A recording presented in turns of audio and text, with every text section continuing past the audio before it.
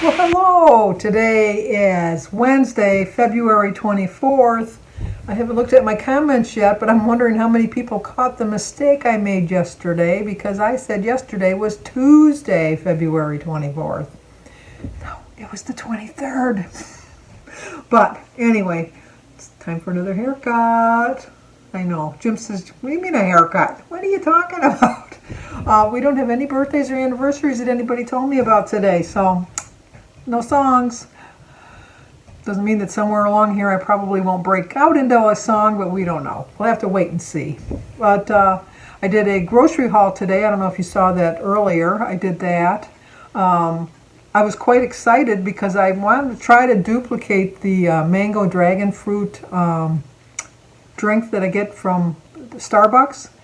And I was just happened to look for, I saw a recipe that I'm going to try one day this week. I don't know, maybe not this week, but next week for sure. It's a turkey meatball rice soup.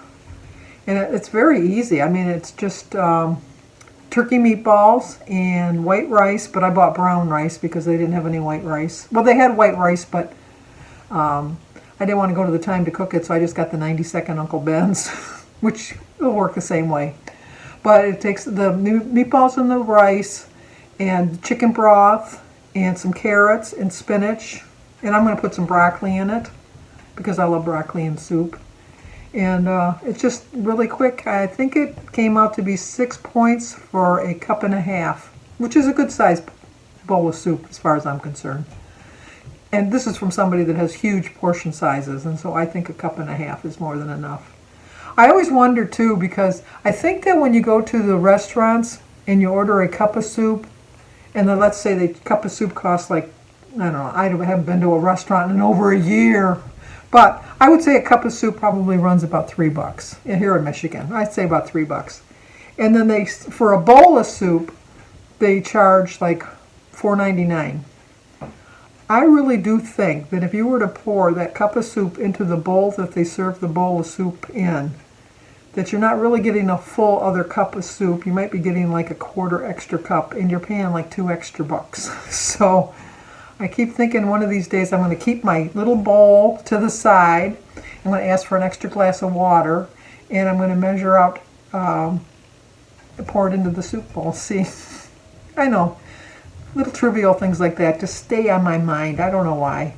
But so anyway, I'm going to try to duplicate the mango dragon fruit iced tea because I'm going to use her recipe for the Starbucks passion fruit, which is just 2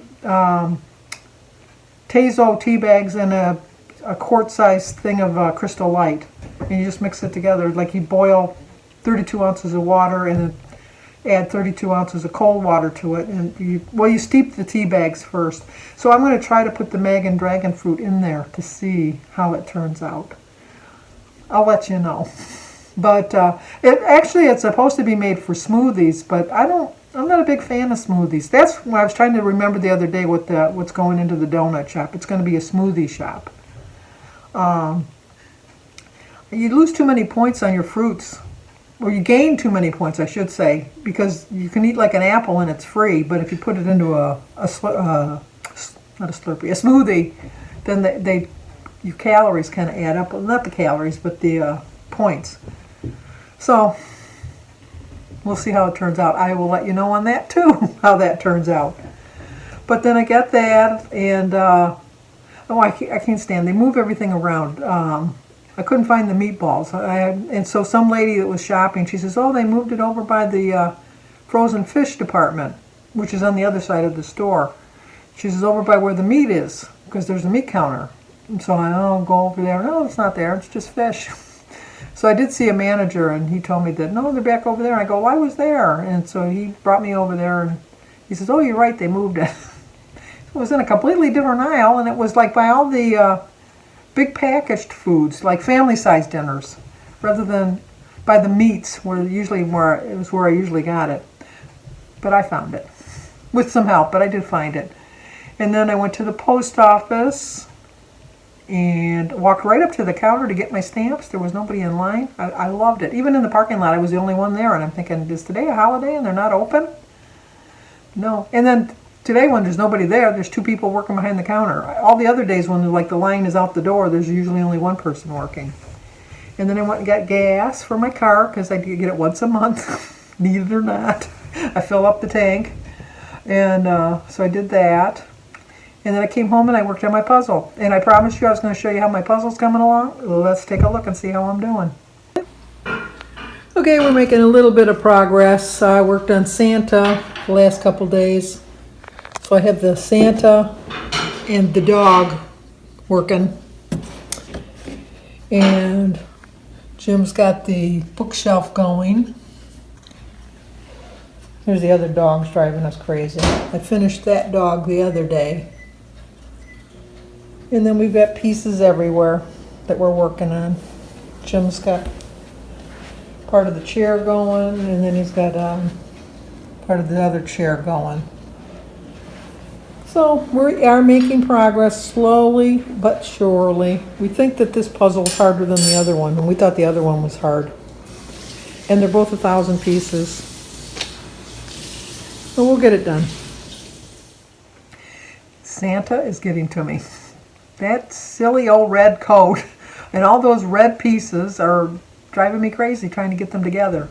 The dogs are, I told you the dogs are driving me crazy too, because there's 1, 2, 3, 4, 5 different dogs. And they're all kind of close, similar, not the same, movie quote. So that's making it a little difficult. And Santa's hand was hard for some reason. You would have thought that would have been easy, but no, that was a little bit hard. But I got Santa's hand together, and I got part of the dog started. So, it keeps me from eating, that's for sure. But, and then what else did I do? Didn't do much. I just, you get so engrossed in the puzzle, it keeps me from eating, which is good. Because I think I was working on that puzzle for about 2 hours, and it doesn't look like I made 2 hours worth of progress. But I know I made some progress. And then I went on Facebook and trying to figure out what I was going to talk about today. And I decided I was going to talk about being fat. I know that people don't like to say, oh, you know, I'm so fat and that.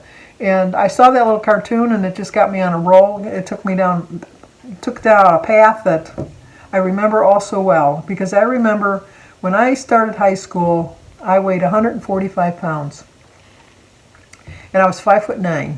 So that's exactly what I should have weighed. They say according to the chart that if you're 5 foot, you should weigh 100 pounds, and then for every inch over that, you should weigh 5 pounds more. So 5 times 9 is 45. I was right exactly where I was supposed to be.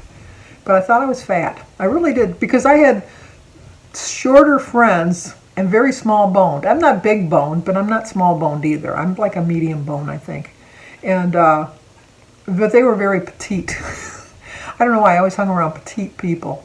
And so I think my best friend was 5'3" or 5'4", and she weighed like 115 pounds. That's what I want to weigh. I want to weigh about 115 pounds, and so I started high school weighing 145, and I thought I was fat.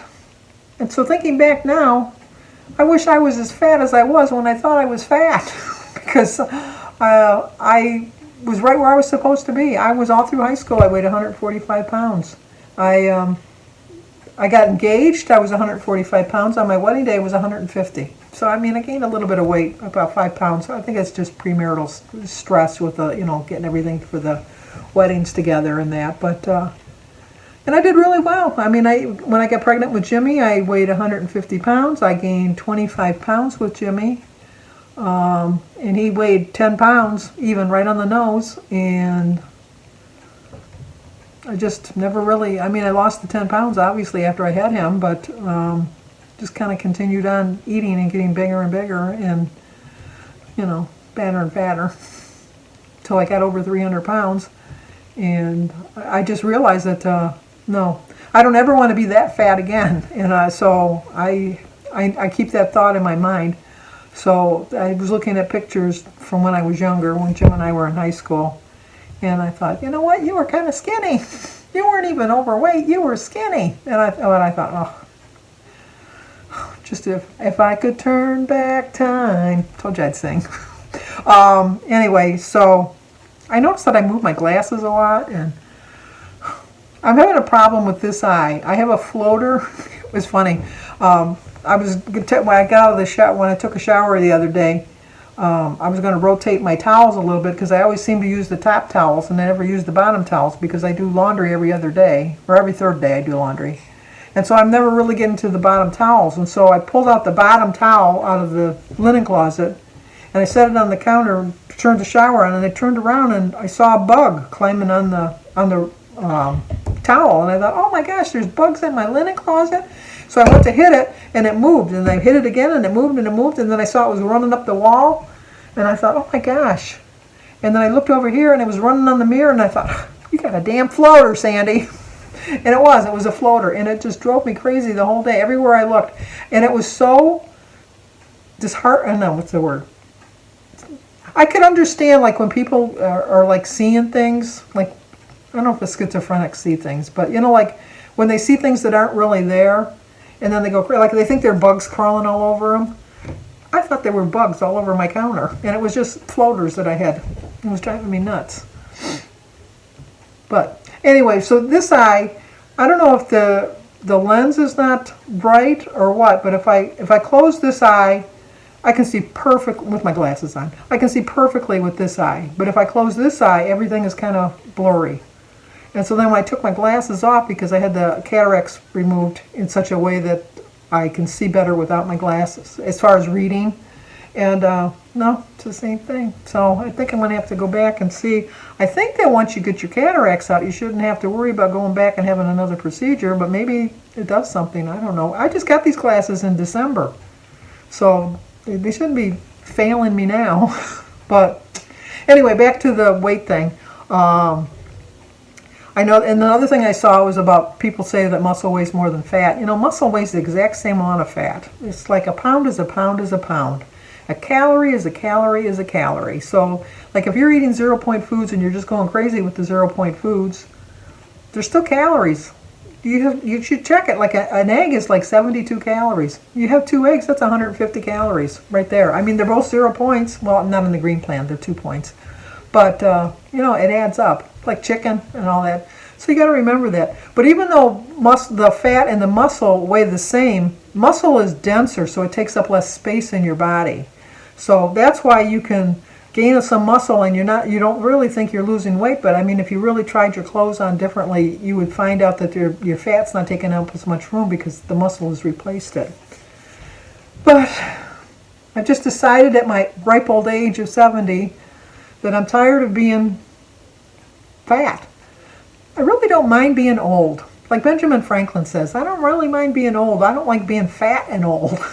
And I really don't. I just, I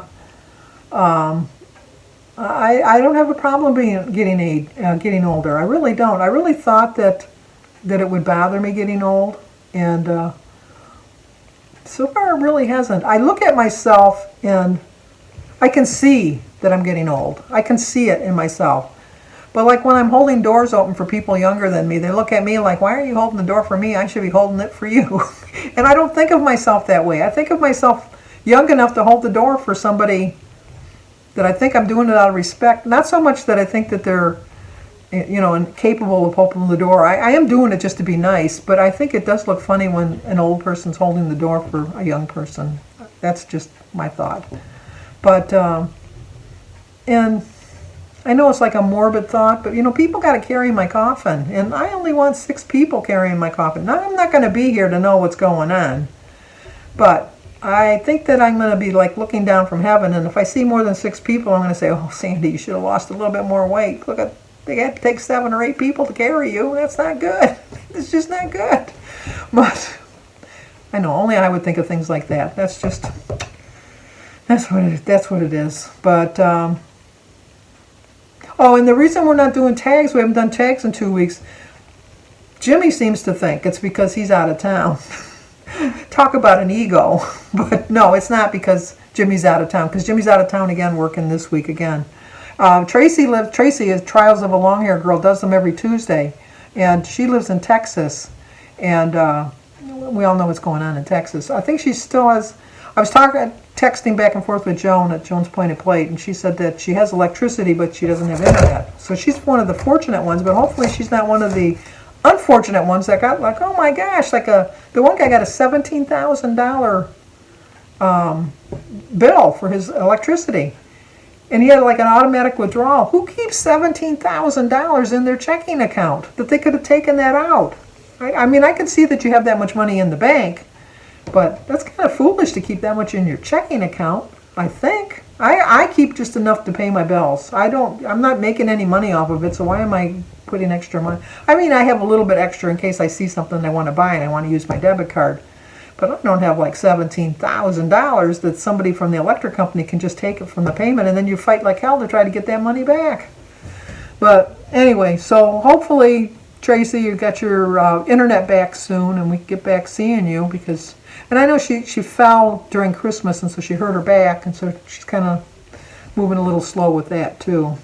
But we do miss you, Tracy. At least I do. I know Jimmy misses doing the tags. I miss doing the tags too. They're fun. Okay. Anyway, I always think too that J.K. Rowling said another great quote. I love quotes. I look at my book every day. See my book? See my book? It's from Patty Casey. Let's see if I can find one. Yesterday is history. Tomorrow is a mystery. Today is a gift of God, which is why we call it the present. I like that. I like that too. Faith is believing that the outcome will be what it should be, no matter what it is.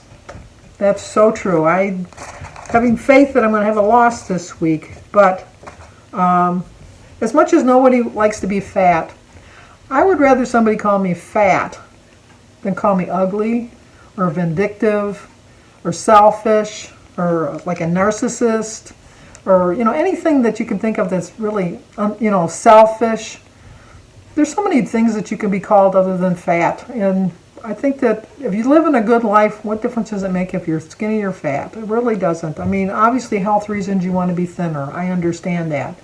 But people that love you, they don't love you by how much you weigh. They love you by how much you're loved and how much love you share with them, how your personality, your aura around you, and that's all. That's all you can hope for, is that people love you for who you really are. We all have faults. We all have little, tics that drive people crazy. But you overcome them when you love somebody. And I can tell you that nobody in my family, when I was so much overweight, said, I don't love you anymore because you're so fat. No, they never said that. But anyway, we got to remember that. Remember that in life. Being fat is not the worst thing in life. It's not the healthiest thing, I understand, but it's not the worst thing either. So, okay. Let's all wish we were as fat as we were when we were the thinner. Is that how that went? Wish I was as fat. I wish I was as thin now as I was when I thought I was fat then. That's what we all should wish for.